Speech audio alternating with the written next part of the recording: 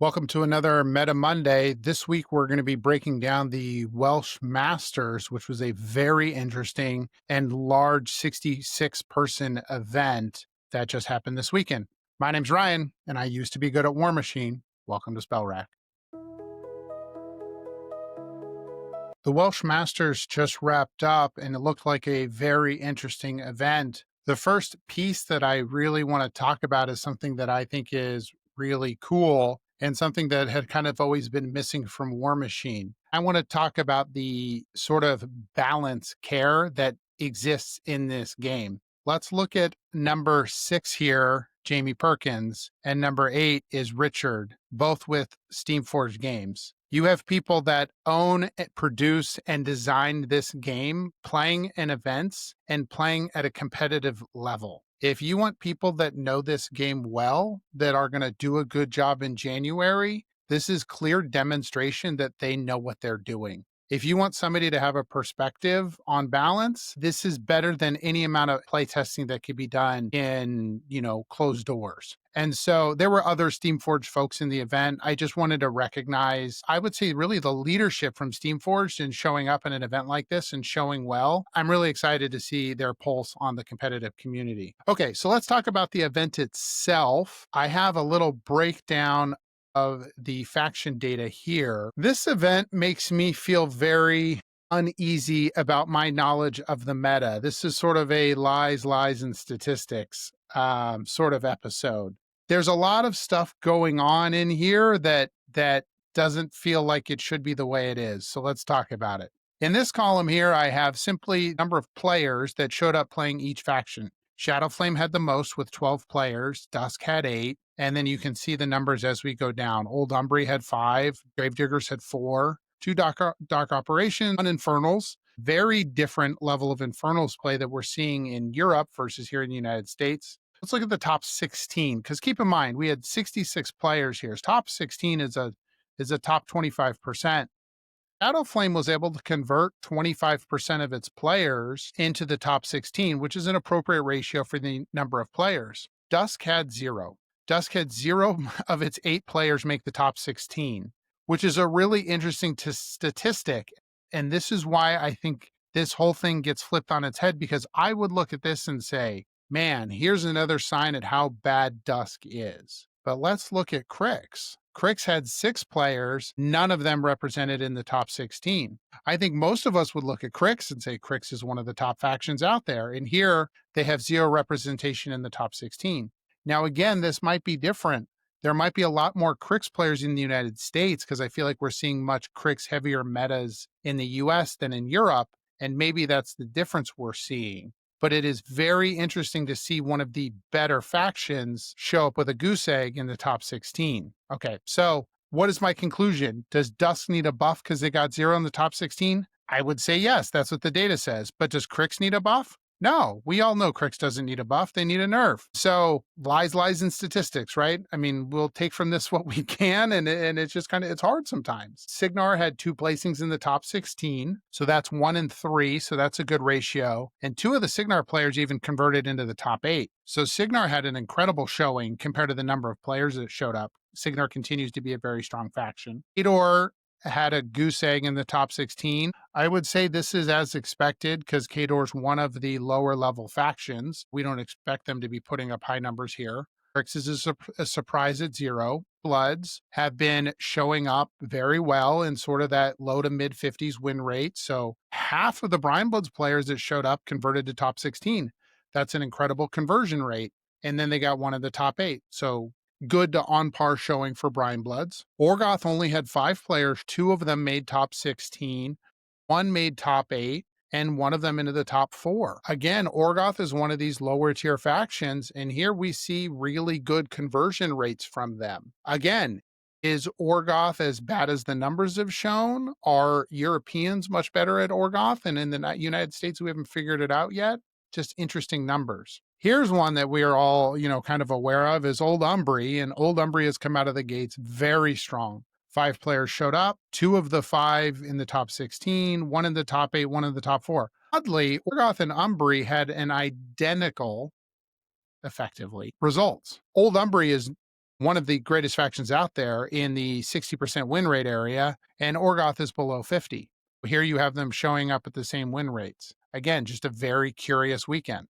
Next up, we have Gravediggers. Gravediggers is super interesting because they dominated this event. Gravediggers had 4 people show up, 3 of them converted to the top 16, 2 of them converted to the top 8, 2 of them converted to the top 4, and then they won. They actually took the first and second place spots. Very, very strong performance for Gravediggers. The thing that was interesting about Gravediggers is they started out as a low win rate faction when they were first released. Clearly, Gravediggers has a high skill expression, and it's taken some players time to figure out the right play patterns to get the W's, and it's starting to show up. It's very interesting data to get later in the year because if you were a Gravediggers player a month ago, you're probably looking at January saying, man, my faction needs a buff. Now the question is, not that I'm not going to say they need a nerf by any means, but maybe they look like they're a very well designed on par faction. So that's where Gravediggers sit. Legacy factions had one in the top 16,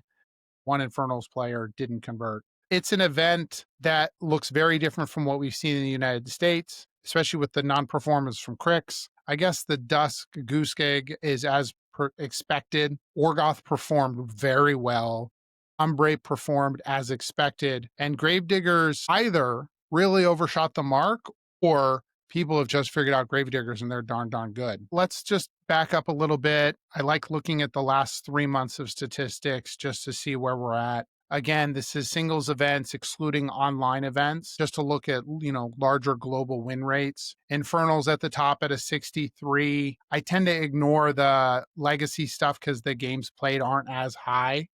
Although these are relevant numbers, so you need to keep an eye out for what Old Scorn are doing and Menoth. Here we see Old Umbri as kind of as expected, 59% win rate. Old Umbri, very good coming out of the gates, and this is, again, for the last 3 months. Grimkin continued to show more games here recently and a good win rate. Here's Crix, 7th. They're at a 52% win rate.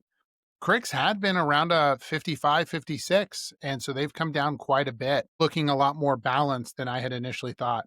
Same thing with Storm Legion. Storm Legion had kind of been more of a 55% win rate faction, a little bit below Crix, but pretty balanced here to 52. Blind Blood's doing very well. Here's Sea Raiders, right? Sea Raiders have shown up very well these last few months. Maybe changes to the meta with Kythos, and if the meta has moved to defensive buffs, Jakes, Kythos, and the like, and if Sea Raiders have good mat or mat fixing or abilities, tools to deal with that meta, maybe Orgoth is just showing better in the meta. Shadow Flame a little bit down from where they've been at 51. House Callus at 51. A little bit better than what we've been seeing from them recently. Really excited to see Dark Operations in here. I kind of think of Dark Operations as a unofficial new faction, and you're seeing good games played there. Then I was about to say the last of the new factions, Gravediggers at 49. Again, here's the high-level Gravediggers over the last 3 months, but they just dominated a big tournament. So what do you make of them? The reason this isn't the last faction is we got to go find where Khador is. There's Khador, 45%. It's tough. Okay. This now is just looking at the last 3 weeks. Really what I'm trying to do here is zoom in on since Old Umbri existed. Umbri is at 60%, 144 games. We see Orgoth, again, really high like we just talked about at 57. So Orgoth has really picked up the win rate in the last 3 weeks, and that's been picking up their faction average. Here we see Gravediggers. Gravediggers at 56. In the last 3 weeks, Gravediggers have been picking up that average, because Gravediggers used to be like a 45% win rate faction, and now in that last 3-month data, we saw them closer to 49. So, lots of data trending very interestingly. Storm Legion staying very strong. Shadow Flame, that's about where they've been for their 3 months. And so here's what's interesting, right? Crix had been this powerhouse for months. Where's Crix in the last 3 weeks? Oh my gosh, 43% for Crix in the last 3 weeks. That's why their win rate went from 56% down to the, I think, 51 or 52 that we just saw in the last 3 months. So that's how they dropped their points. Clearly, everybody has been teching for Crix. Kythos still has a 55% win rate, down from more like 60, but everybody has been teching for Crix. And so they're seeing the meta has really adapted towards them. Let's not skip over the rest of the factions, though. Brian Blood's at a 49, slightly lower than par. Kador has been doing better than, in the past, here at a 49. House Callus at a 47. They've kind of still been continuing this downward trend. Again, if we do have a meta that's dominated by defensive feats, Dust doesn't have any mat fixers, and so you're seeing them lag behind a little bit. Dark Operations at 45. I feel like people are trying to figure them out still a little bit. And that concludes the newer Mark IV factions. Coming back to the Masters, congratulations to Olav for taking the whole thing home. 6-0 with Gravediggers, fantastic. Uh, Again, I'm very excited to see the Steam Forge guys participating at a high level. It shows really good stewardship of the game. They know what they're doing. All right, everyone. Thanks for watching. Until next time, have a nice one.